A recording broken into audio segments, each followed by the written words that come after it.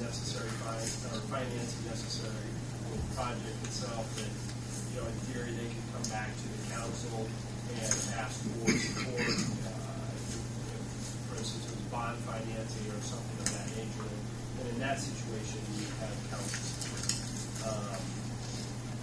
I'm aware that question's been asked. My problem is I don't know how to tailor it specific to a certain. Because my understanding was, other than financial, when they need money, then we would budget for that. Other than that, I wasn't aware that we had any reserve. My personal opinion is, or professional opinion, I guess, is that's probably a pretty good rule of thumb. You have a situation where you have a board that, by Indiana code, has a fair amount of autonomy to it, and because of that, you know, they can make decisions that are disjunctive or not related to anything that the council's doing. So I would say that's a fairly decent rule of thumb, and there may be some exceptions, but they're likely carved out either in Indiana code or the ordinance. So can I simplify that for me? I'm not the sharpest tool in the shed. It's a terrible explanation. That was pretty good. The board does not have to come to the council unless they need financing, period. Well, I won't do that. I won't say period, but I guess what I'm saying is that's a good rule of thumb. There may be some exceptions that we're not talking about here today. For instance, I think if they wanted to sell land, right, I think that's one of the scenarios where they actually probably do have to come back before council. I don't know if Don necessarily agrees with that. No, I think that's right. And there are actually within the, I'm sorry, I didn't mean to interrupt you, Tim. But within the statute that calls for the creation of boards of aviation commissioners, I mean, there's a listing of the authority. And there are a few limitations. If you want to enter into a lease for more than 99 years, you have to come back to the fiscal body.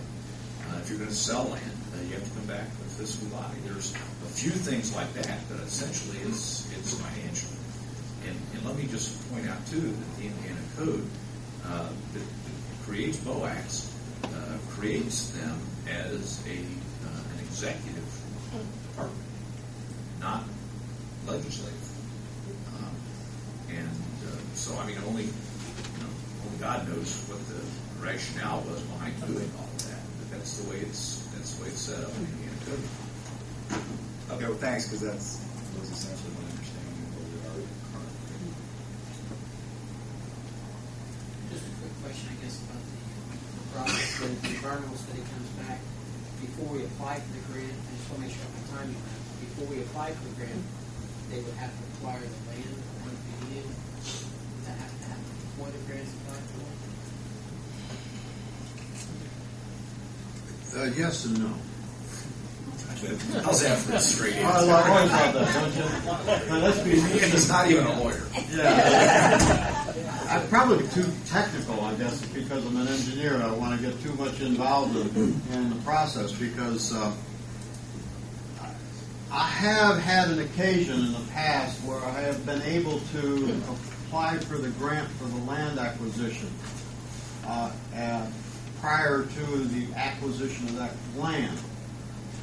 However, there is some policy that's been made in the present where it does tell you that you should, from a local community standpoint, acquire the land prior to the acquisition of the grant, the grant for the land acquisition.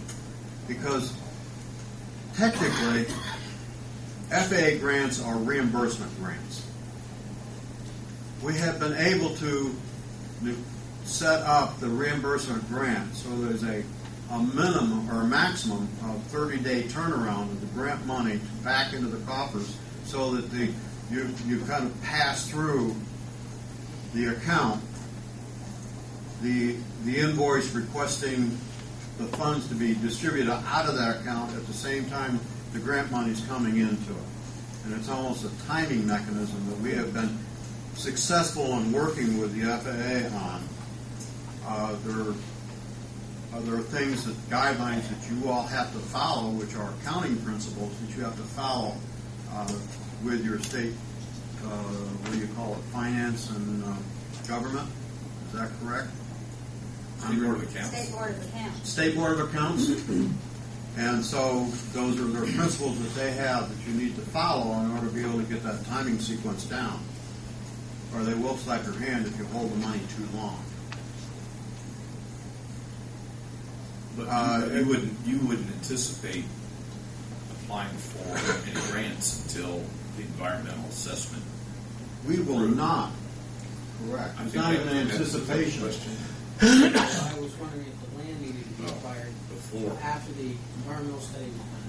Let's say we're going to move forward, hypothetically speaking. Do we have to acquire the land first, or we going to apply for the grant and then acquire?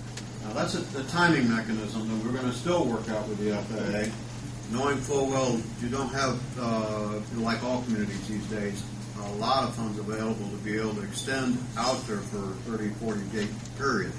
So we want to work with the FAA, and I'll tell you, we don't have the full answer of that today because we're still working with the FAA and finding that, because we haven't even gotten that far. We want to get the environmental process out of the way first, and then we're going to sit down with the FAA and we're going to work out a procedure, as best manageable procedure for the local community to manage their funds. If I guess the reason I'm asking is I'm just trying to find the timeline on when we apply for the grant, if we apply for the grant, because I guess, let's say we apply for the grant, we get it, and we don't move forward with the project. What are the odds of us getting a grant like that again? if you apply for a grant and you don't go forward with the project, Let's say they approve the grant and we don't move forward with the project. well, basically the FAA will take the money back. It's called a unilateral closing of the grant. Unilateral meaning it's only one side close it. You don't even have to sign. You just close the grant out, they take the money back. And if there's any money that's expended in that grant process, because there's usually some preliminary cost that's involved in order to file for a grant application, that preliminary cost you have to reimburse to the FAA to whatever they have spent on it.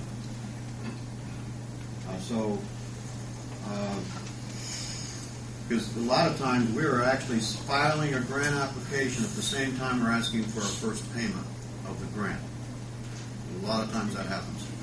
Don, correct me if I'm wrong, but even, and I think this may go more to your question, even the land acquisition is a reimbursement grant. Yes. Now, I don't think, you tell me if I'm wrong, but I don't think you would begin to, in a situation like this, maybe if you were Case Ridge, you might, but in a situation like this, I don't think you'd start acquiring land until your environmental assessment. Oh, absolutely. You can't. I think that was the question. That's a risk I don't want you to take. No, that wasn't the question. What I'm saying is, what happens if maybe the BOAC applies for the grant and they get the grant approved, and then basically because of something we don't move forward with the project? What are the odds that maybe 5 years from now we go back and say we do want to do this project? What are the odds of getting that grant again? Oh, technically, they're not supposed to blackball you, I guess. Is that the question you're asking? That's what I'm That's asking. what I'm asking. Okay. I have had one experience where that's happened. Years and years and years and years and years ago, and this takes you back quite a few years, close to about 20, there was a community where we actually had the grant in hand. We were taking it to the board to actually sign the grant. And the attorney recommended, after reading the grant assurances, recommended they cannot sign that grant. And it was turned back. They never got another grant until probably about 10, 15 years after that they did the grant. There's a timing mechanism, but they can't just literally refuse you. If you show justification after you deny, show justification. However, it's the FAA doesn't like to do that. How many airports or how many communities are ahead of us on the list if you would do that? In other words, if you stopped the whole process and then went back to apply, where do you go on the list? You go at the bottom of the list.